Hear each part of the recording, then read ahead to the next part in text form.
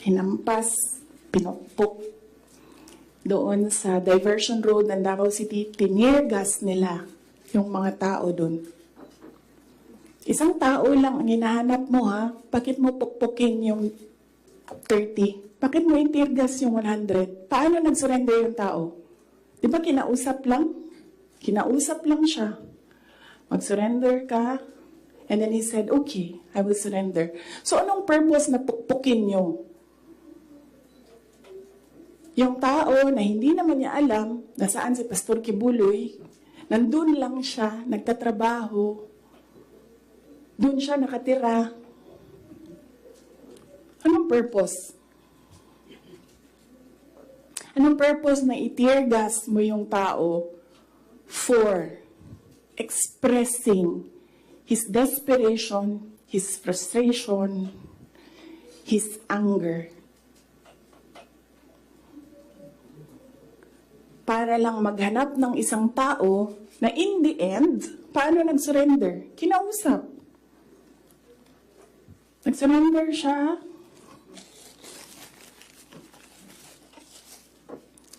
Kinausap siya. Walang napukpok, walang natirgas, walang nasaktan. And then, kailangan nyo talaga ganunin ang mga tao. And then I said, it's all over. So, umupo ako with the table ko sa DepEd at the time. And then sabi ko, sarili ko, okay, let's go to hell.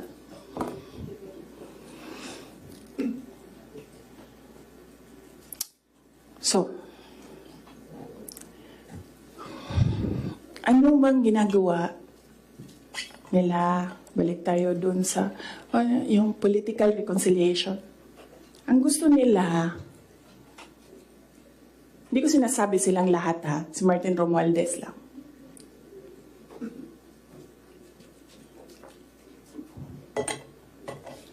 Ang gusto ni Martin Romualdez, mag-president. Nakita ko yan sa kanyang mata noong ilang oras na tayo? 1 hour and 31 minutes na yun nandito.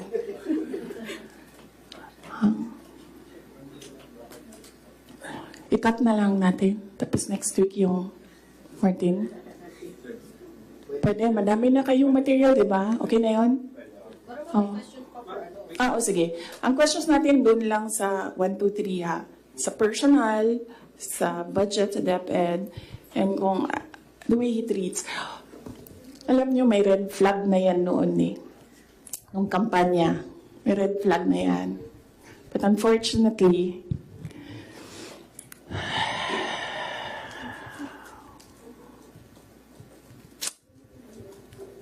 hindi ko naisip na ganun kalala yung insincerity. Nangangampanya kami. So pag nangampanya ka, meron talaga yan. Natural yan na magdala ng papel. Ganito. Pag ikaw politiko ka, alam mo na yan. May magdadala yan ng papel. Sometimes, ganito, naka-envelope. Sometimes, folded paper maliit. Iba-ibang ano. So, daming tao. May isang matandang babae. Dala siya. Tinignan niya. Ayaw niya tanggapin. Ayaw niya kunin yung papel. So, ang ginawa ko para that person will not feel bad, sabi ko, ako na lang. Kinuha ko. Mabilis lang kasi yun. Diba? Kasi, ano yan eh, motorcade. So, mabilis yan. Pag ganon, gumanon, ginanon, ko na lang. Tapos, tinanong ko, may number? Sabi niya, oh, meron. Pag politiko ka, alam mo na yan dapat, diba? So, doon sa truck, binasa ko. 1 page lang naman, binasa ko. Simple. Request of 5,000 pesos for livelihood. Tumingin siya sa akin. Sabi ko, ako nang bahala nito. Maliit lang na bagay ito. Ako na.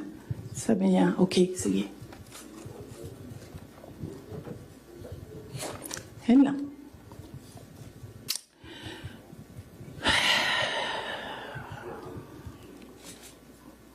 Alam mo yun, maliit na bagay yan ba? Kunin mo, basahin mo, may number dyan, tawagan mo, and then you say, okay, ano ang mga documents na kailangan namin? Okay, bigay mo. And then, okay, complete documents. Ayan, tapos. Alam mo, for some people, wala lang yung 5,000. But for other people, 5,000 is everything. Kaya merong governor ngayon, hanapin niyo siya. Hindi siya nag-BBM. Kasi, at first ayaw niya sabihin. Kaya ayaw ko sabihin yung pangalan niya ha, kasi ayaw niya talaga ikwento. Pinilit-pilit namin siya, bakit ayaw mo mag-BBM? Bakit ayaw mo mag-BBM?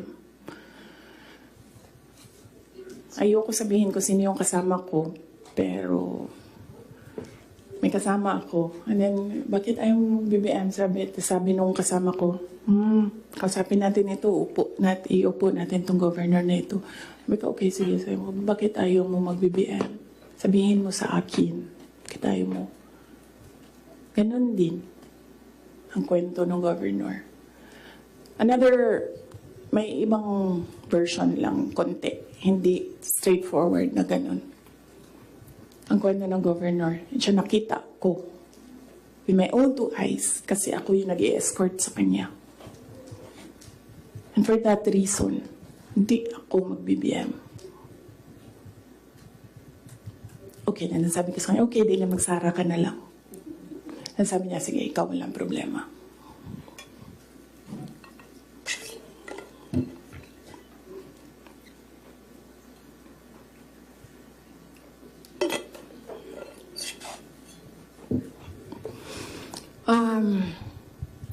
Sorry. Nag-sorry ako sa mga members ng Kingdom of Jesus Christ. Kasi I asked them to support President Marcos during the elections. And individually, kapag merong lumalapit, nagsasabi na, we are in this shit hole because of you. And sinasabi ko din, I'm sorry. But, sabi ko sa kanya, kung bigyan ako ng Diyos ng pagkakataon, yan lagi yung sagot ko. Kung bigyan ako ng Diyos ng pagkakataon, bawiin ko lahat yan. Hindi ko bawiin yung nangyari, pabawiin ko yung dapat para sa bayan. Alam nyo, next week na lang yung kay Martin. Pero si Martin talaga is an embarrassment for the Philippines in the global stage. Kakahiya. Bakit nila sabi? Next week na lang or next week after Undas. After Undas, pag-start ng house. No? Pwede.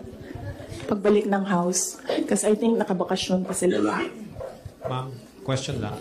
Ma'am, nag-campaign kayo ni PBBM together. Ilang buwan din po yun. Magkakasama kayo araw-araw, almost araw-araw. And then, syempre, naging member kayo ng cabinet. Bakit po hindi kayo naging magkaibigan despite yung matagal na pagkakasama po ninyo? Ni President Marcos. Hindi talaga kami magkaibigan. Nagkasama lang kami, unang-una dahil sa eleksyon, pangalawa dahil sa trabaho. Hindi kami magkaibigan yan. Isipin nyo ha, noon, nung tumatakbo pa, meron kaming group chat. Nandun siya. So, yun lang yung some sort of communication namin dun sa loob ng group chat na yun. And hindi siya medyo nagsasalita dun, bihira. After nun, nawala na siya dun sa group chat. And then after that, wala akong number niya. I'm sure may number siya sa akin. Kasi, syempre, nandyan yan sa mga staff mo, sa aide mo, diba? Yung number ng Vice President. Pero, wala kaming, some sort of communication. Nothing at all. Except nung magkasama kami para mangampanya. Yan lang.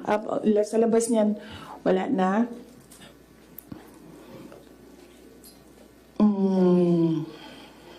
Nagkakausap lang kami dahil sa trabaho. And hindi naman lahat ng katrabaho natin, kaibigan natin, di ba? Nandun lang tayo kasi meron tayong kailangan gawin para sa kumpanya, para sa organisasyon. In our case, nandun kami kasi may kailangan kaming gawin para gumanda, gumaling, maging sustainable yung Pilipinas. So, yun lang yun. Dati naiimbita ako sa kanilang bahay dyan sa Malacanang, Bahay Pangulo. Dati naiimbita ako sa Bahay Pangulo. Pero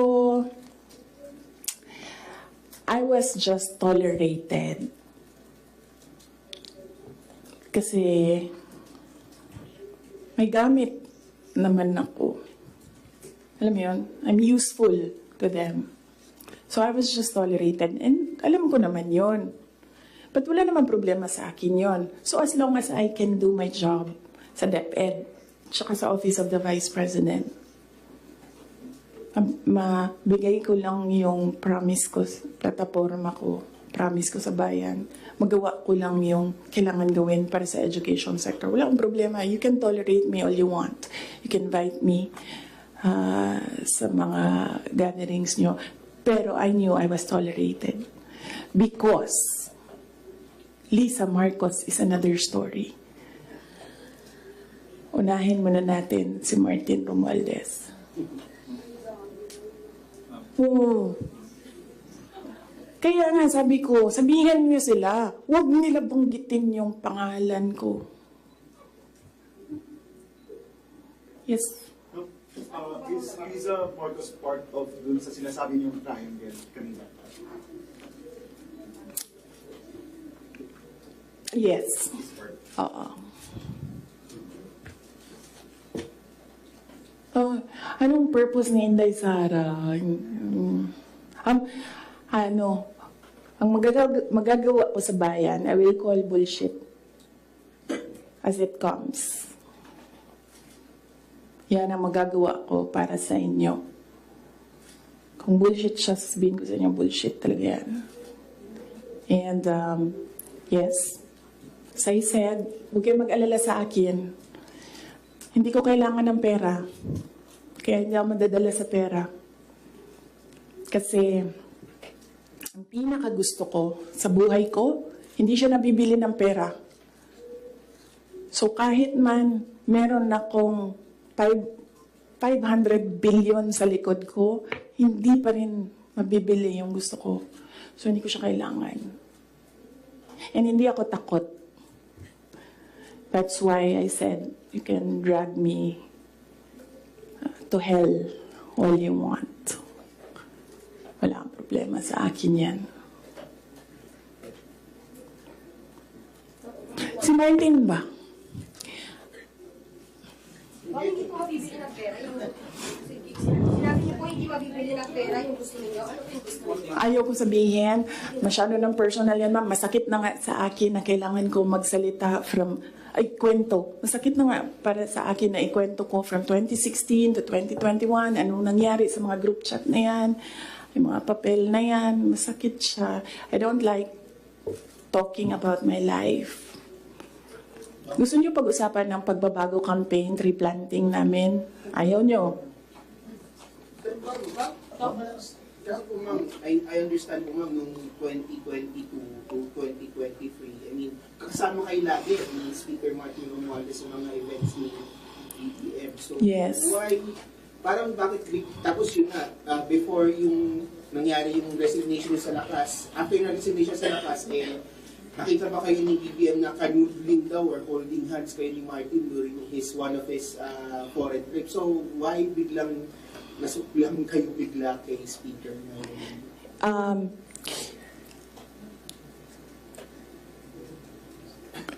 At the time, na-ambush niya ako ni Martin.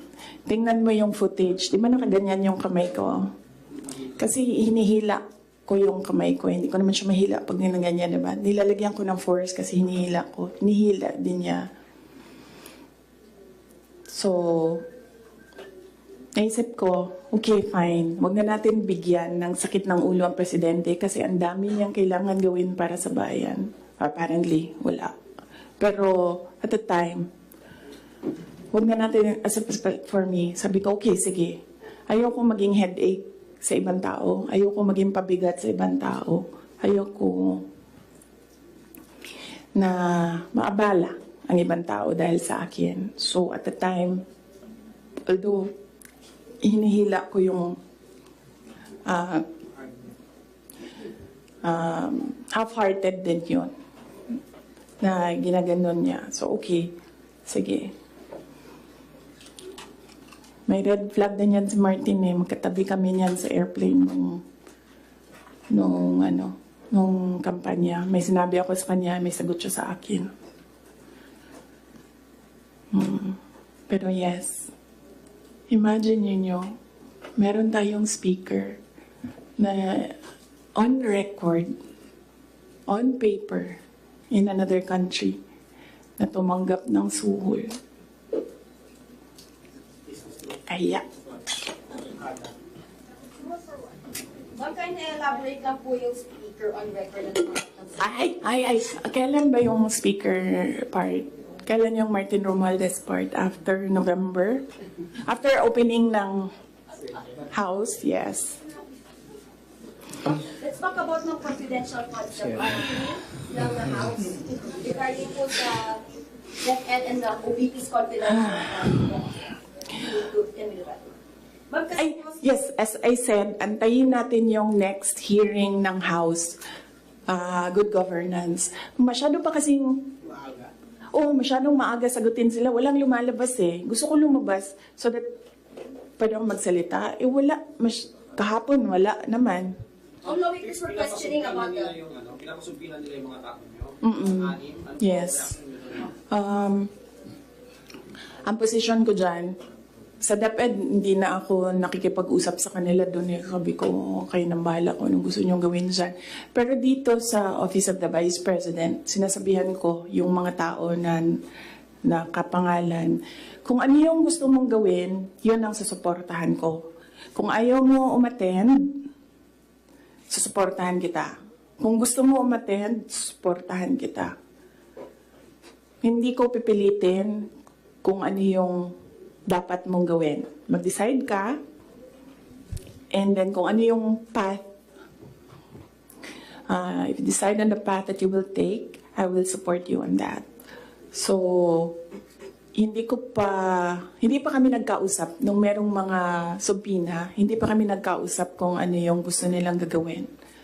Basta sinabihan ko sila, I will be with you every step of the way. Sinabihan ko din sila, kung ang decision mo ay magpa-detain, sinabihan ko din sila, sasamahan kita doon sa loob ng detention. Walang problema yan sa akin.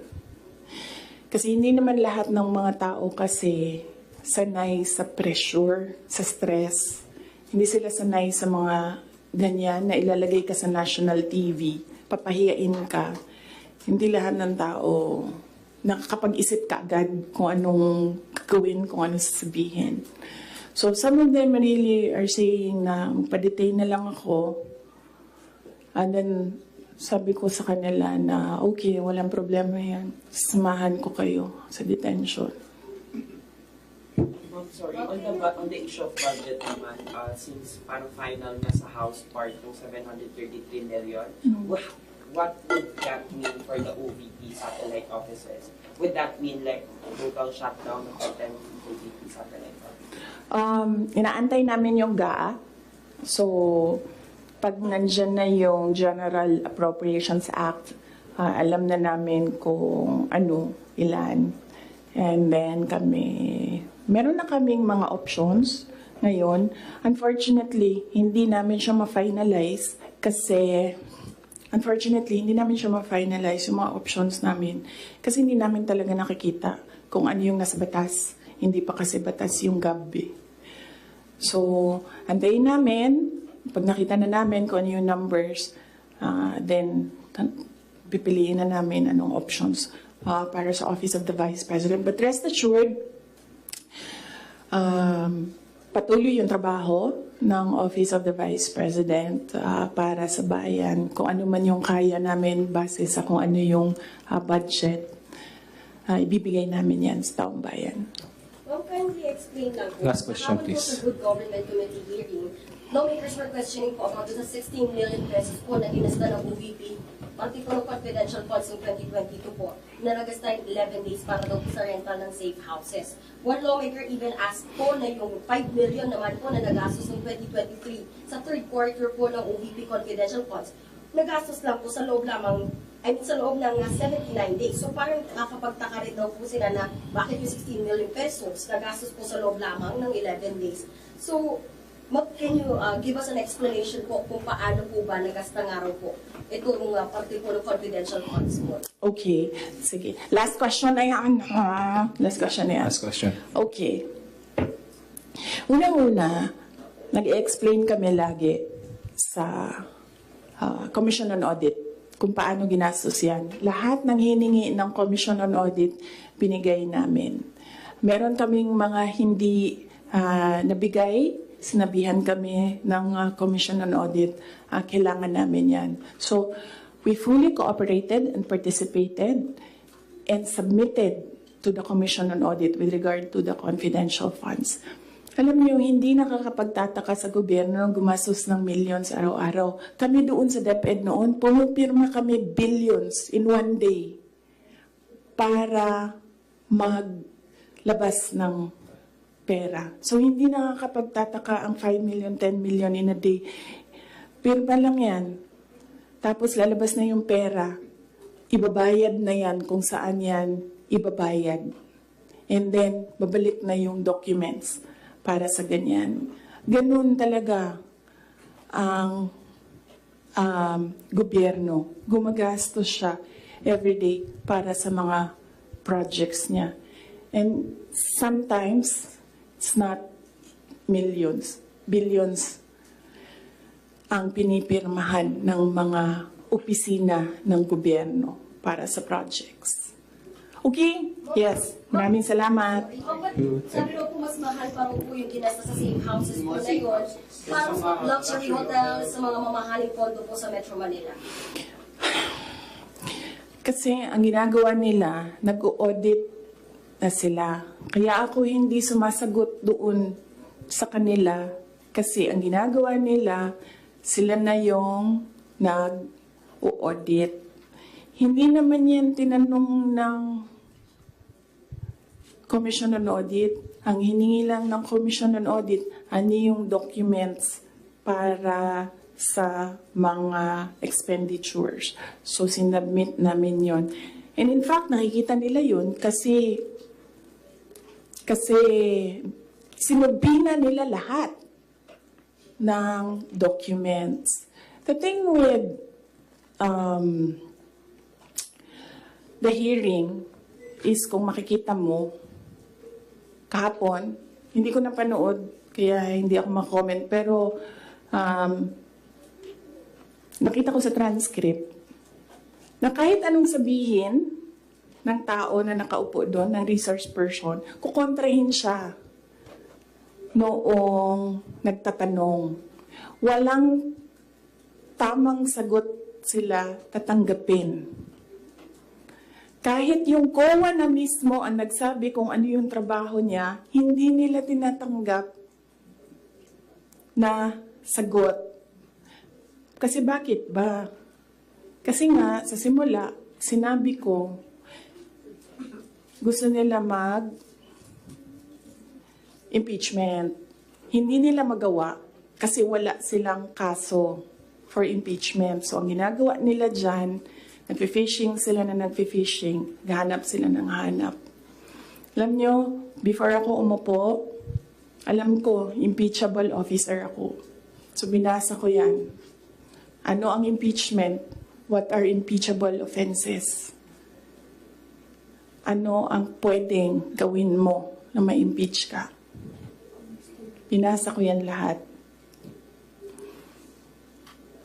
Si BBM, sabihin ko sa inyo, may listahan ako ng 5 bagay na impeachable offense niya. Pero sa tingin niyo, papasa dyan sa House? Of course, hindi. Diba? Ano mga nilista ninyo? Last question. Hindi ba kayo napapagod? I mean, Last question. grabe ang energy ninyo. Ma'am, DepEd official, Yung taga-DepEd si Atty. Osias, sinabi po niya na may nakandapi daw siyang sobre, katulad ni yung secretary. Yung envelope na yan, kaya ako sinasabi kanina, antayin natin yung next hearing. Kasi hindi pa siya enough eh. Ang gusto nila kasing palabasin sa mga tao, yung envelope na yan, galing sa, yung pera na yan, galing sa confidential funds. Yun yung gusto nilang i-portray sa public. Para yung perception ng tao, hindi talaga ginamit para sa ano. Pero kasi, para sa akin, kulang pa siya. So, inaantay ko yung next hearing. Bago ko pag-usapan yung envelope na yan, kasi kasama yan dun sa triangle. So, hindi pa po siya. Yes. No. Hindi yan sagot sa tanong mo. No, I will not answer questions anymore. yung DepEd po, meron daw po Yes. Marian. Thank you. Thank you. Thank you. Ma'am, meron daw pinasang certification ng DepEd na galing sa mga soldiers na pinapalabas na yun sa youth Leadership totoo ba yun, ma'am? Ginamit ko yung Hindi ginamit ang confidential funds sa AFP. Hindi din siya ginamit sa YLS. Ginamit siya supporting information doon sa mga areas kung saan may nakuha na reports na at risk ang mga bata. Walang binigay na CF sa AFP. Walang binigay na CF sa YLS. Yung YLS lang ang tinanong. Sinabi namin, ito yung areas at risk. Sabi na yung AFP, okay, gawa namin ng paraan. Based on information we gathered doon sa baba. Antayin natin yung next hearing. Antayin natin kung ano yung sabihin doon. Tapos isa-isahin natin siya. Okay. Yes. No, thank you. Yung 5 lang. Yung 5 lang po. Sino yung nagsabi ng Constilo? Kanina, may narinig ako dito, nagsabi ng... Ikaw? Law student ka, ma'am? O lawyer? Law student? Dumaan na kayo sa political law, sa impeachable offenses, impeachment? Siya, tanungin niyo. Tanungin niyo siya. Alam niya yan. Pinag-aaralan niya eh. Nakikita niya ngayon eh. Thank you, OVP. Salamat. Magandang Salamat. hapon.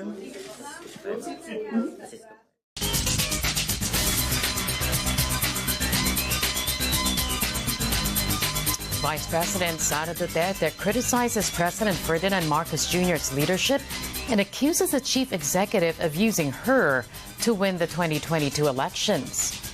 Meanwhile, the president says he's happy to have taken a significant step in his political reconciliation with former rival of former Vice President Leni Robredo. And local fuel prices going down next week. Hi, I'm Carmina Constantino. Dateline Philippines begins right now. Thanks for joining us. For those of you watching on YouTube and on Facebook, glad you could join us today. We begin with Vice President Sara Duterte again taking a swipe at her Uniteam ally, President Ferdinand Marcos Jr. In an emotional media briefing, Duterte recalled how she was convinced by her father, former President Rodrigo Duterte, not to run for president, and then later persuaded by Senator Amy Marcos to be the running mate of the senator's brother. Our country is on this road to perdition because matigas ang ulo ni Inday Sara. Hindi siya nakinig sa tatay niya. Kung nakinig lang siya sa tatay niya, tumakbo siyang president. In fact, sinabi niya sa akin, huwag kang tumakbo for president kasi nanggaling ako dyan, mahirap siya na trabaho, anak kita, naaawa ako sa iyo to go through what I had to go through. Tumawag sa akin si Senator Amy Marcos. Sabi niya sa akin, pwede ka ba tumakbong Vice President? Sabi ko sa kanya, alam mo, hindi ko pa narinig ever na sinabi sa akin na tumakbo akong Vice President. Sabi ko, bakit mo ako nire-request ngayon na tumakbong Vice President? And I'm happy that she was honest enough to say, kasi matatalo kami ni Leni kung hindi mo dalahin ang Bisaya. It was very straightforward. Now, it was all about winning. Sinabi niya sa akin. Vice President Duterte also fired back at or over President Marcos's claim he was deceived by their supposed friendship forged during the 2022 elections. She also criticized Marcos's leadership. Nung narinig ko yung deception,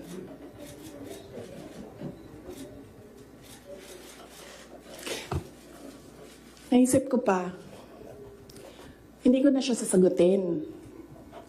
Kasi, for the love of God, presidente ka na. Importante pa ba yung nararamdaman mo? Di ba kapag presidente ka, hindi na importante yung pagod mo, yung luha mo, yung fatigue mo, yung stress mo. Hindi na siya importante. Because when you are president, importante dyan yung nararamdaman ng taong bayan. Yung bansa. Yun yung naisip ko when I heard it na parang talagang may panahon ka mag-isip about deception ng isang babae dyan. Ang dami mong oras for all the Filipinos nga ang nararamdaman nila ay hindi nabalik ang justice ng boto nila. Hindi marunong maging presidente ang nakaupo. With his Uniteam partnership with Vice President Duterte now in shambles, President Marcos says he's on his way to mending ties with its former political rival, former Vice President Leni Robredo. Marcos shared this sentiment during the signing of the Academic Recovery and Accessible Learning Program in Malacanang. Our correspondent Pia Gutierrez now joins us with more on that. Pia, over to you. Carmina, President Ferdinand Marcos Jr. said that he is happy to have a brief interaction Thursday with his former political rival, ex-Vice President Leni Robredo, which he called a very important step towards political reconciliation.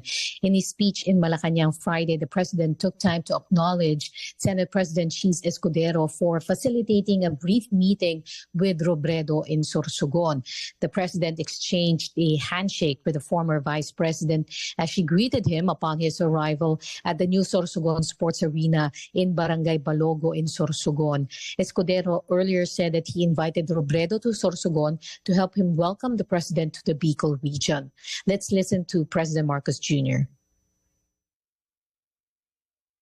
Senate President Cheese Escudero, and who has taken a very important step towards political reconciliation yesterday. Well done. I'm so happy you did that. The president's cousin, House Speaker Martin Romualdez, in an interview meanwhile said that Marcos Jr.'s political reconciliation with Robredo is consistent with the Philippine leader's call for unity throughout the country. Meanwhile, the president signed into law Republic Act 12028, or the Academic Recovery and Accessible Learning Law, a measure that aims to address learning gaps in the country's education system. The law, which is among the priority measures of the administration, aims to establish a national learning intervention program that will help struggling learners to catch up with the required standards for their grade levels while accelerating the recovery of the learning losses incurred during the pandemic. In his speech, the president acknowledged the current learning crisis the country is facing, as evidenced by a study which showed that Filipino learners are way below their international counterparts on reading, mathematics, and science. He expressed hope that the new law will be able to address these gaps by ensuring that students have access to quality education. In 2018, the Program for International Student Assessment revealed that a staggering 75% of Filipino learners fell below the minimum proficiency levels in reading, mathematics, and science. This disheartening trend remained alarmingly the same, highlighting the urgency of the learning crisis that we confront today. With the signing of the ARAL law, we embark on a definitive journey to champion the right of every Filipino child to quality education, ensuring as well that it is accessible to all. Carmina, after the signing, the president proceeded to the Manila Fame 2024. It's an annual exhibit that showcases creations from the local design industry. Here, the president assured that his administration is committed to supporting local MSMEs and in helping bringing their creations to the international market. Carmina? Thanks a lot, Pia Gutierrez there, joining us on the line. And joining us now to discuss this growing rift between the country's top two leaders, political analyst Professor Edmund Tayo. He is the president of think tank Political Economic Elemental Researchers and Strategists, or PEERS. Professor, good afternoon to you. Thanks for joining us today and welcome to the program. Good afternoon, Casey. Interesting issues. I know. Interesting at the very least. So how would you describe what we all just saw there, the vice president giving this lengthy press conference? How would you describe it? You know, let me just put it this way. If, you know, the way I advise, if I'm consulted by a political figure, whether he's running for office or not, is that, you know, to my mind, there's very little value, no, if you're going to talk about hypothetical issues. What could have been, what should have been, and so on and so on. Because at the end of the day, you don't have control of that anymore. It already happened. Whatever the reasons were, why what happened is already part of history. That's why it's called history. No? Meanwhile, there are you know, real opportunities ahead of you, no, that you might want to capture really, no, and make good use. No, that there may be issues that are being thrown against you. If, as much as possible, it should be addressed. So I mean, I'm talking in generality here because we're in an election period, and there were a number who ask my opinion as to how best to with this face or answer allegations made against them, should they answer or not, and so on. And my answer always is, it's best to answer if, in the first place, you have the answer to it. Because whether you like it or not, and I agree with some of the pronouncements of the Vice President even before, that many that are being thrown at her are but simply propaganda. No, pero ang tanong dito, kung propaganda, then it should be very easy for you to answer. No, so that's it. I mean, to my mind, it doesn't really matter now. Of course, the only value that I took from the pronouncements of the Vice President is that at least it gives us an idea, really, no, that at that time, it was really Senator Bongo that is, being considered to run as a standard bearer for the administration. And of course, tama naman siya, no? Maraming pwedeng maging kwento dyan at pwede namang i-deny, no? But at the end of the day, there were so much talks before that the formula that they originally wanted to have is for Senator Bongo to run for president and Inday to be vice president, or vice versa. No, okay. All right. President Inday and Senator Bongo as Vice President. Okay, Professor, aside from the Vice President giving us the inside story of what happened then, what does it mean now? Yun nga eh. Actually, if you're going to ask me, I'm not pretty sure whether that has any value at all. In fact, the phrase "road to perdition" is again another attack, no, on the administration, on the president specifically. No, so parang ang sinasabi mo, kaya ang sama ng sitwasyon ngayon ay kasi hindi ka tumakbo dati. Again, it's hypothetical. Now, one, it's hypothetical. Pangalawa, pag tinanong mo ang taong bayan, kung lahat magsasabi o majority magsasabi na we're really in the road to perdition and, masyadong masama ang sitwasyon ngayon, that might have some value, no? But as it is right now, we've seen the surveys, no? Of course, surveys don't say everything, but at the end of the day, it's still a measure of whether or not the public is satisfied with what the president is doing or not. No, and again, let me also say that I'm not saying that the president is perfect. No, not one president is perfect in the first place. No, but at the end, but also, if let's say again, if we're going to make a choice between the previous administration and the current administration, marami na tayong magiging basis for the previous administration, and so much have been revealed already in terms of foreign policy, in terms of criminality, and so on and so forth. So it will be definitely biased against the previous administration, not because it's biased, but because whether we like it or not, so much has already happened, and we know what happened before. Yun lang. So parang masyadong judgmental naman kung sasabihin natin, ang sama-sama na nangyayari ngayon. Hindi pa nga tapos eh. But Professor, there's got to be a motive here somewhere, right? Never have we seen the Vice President be so honest and authentic and really bearing herself out for all the public to see. So what is the motive here? Tell us what you're thinking.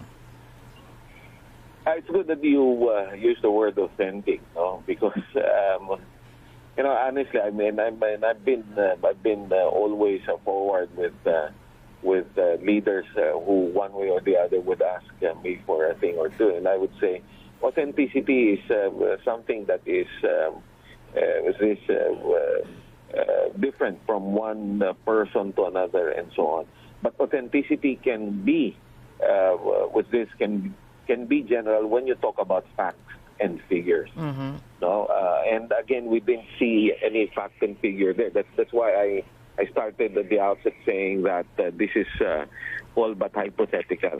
The soonest that the president is able to really convince the public that allegations, all allegations thrown against her, especially as far as the use of with this public funds is concerned, then that can really settle everything, and kasi diversionary tactic to case. I'm sorry, pero kung masasagot mo kasi ng diretso yung allegation sa'yo, tapos na yung usapan dun eh. Kaso kung saan-saan tayo nakakapunta. So there's nothing more to it than a diversionary tactic? Yeah, exactly. All right. Final question before you let you go. Should the palace even react to what everyone saw today? I don't think there's any reason to react.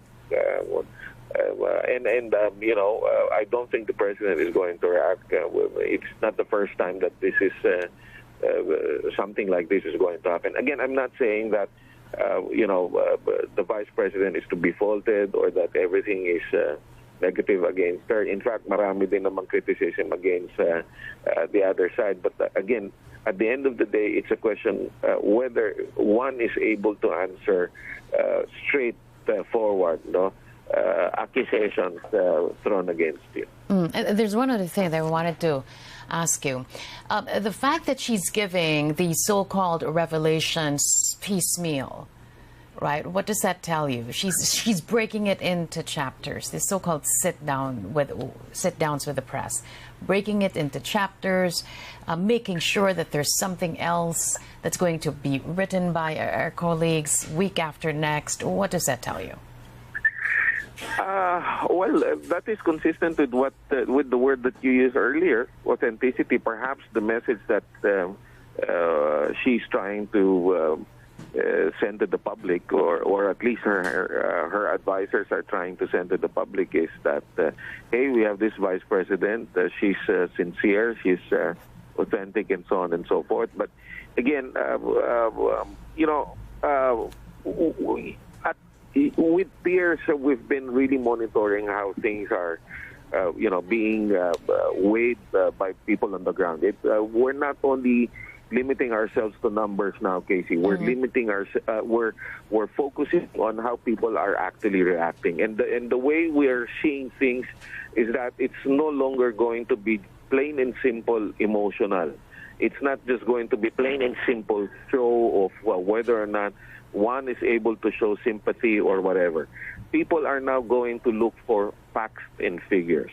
So if a political leader, if one's running for office and he or she is able to show facts and figures along with emotions, showing with this what's your term, authenticity and showing sincerity, then everything's cut out for you already. Kompleto na. Pero kung authenticity lang or emotion, wala ka kasing hold on. There's no measure for one to really say that one is authentic, one is sincere, if you don't have anything concrete. All right. Do you think people will, based on what you're seeing now, do you think people will buy into this? There will be some who will. But, again, with the looks of what we're doing on the ground, keeping tab on how people have been reacting on many issues with many political figures, it seems that they are also looking for concrete matters to consider. All right, Professor Edmund Tayo, thou President, Political Economic Elemental Researchers and Strategist, or Peers, thank you so much for joining us this soon. Really appreciate it. All right, and that'll do it for today. Thanks for joining us. I'm Carmina Constantino. If you want to revisit today's episode, you can play back this newscast on our YouTube channel and at ANZ 24/7 on Facebook. Keep well. Keep it here on the News Channel.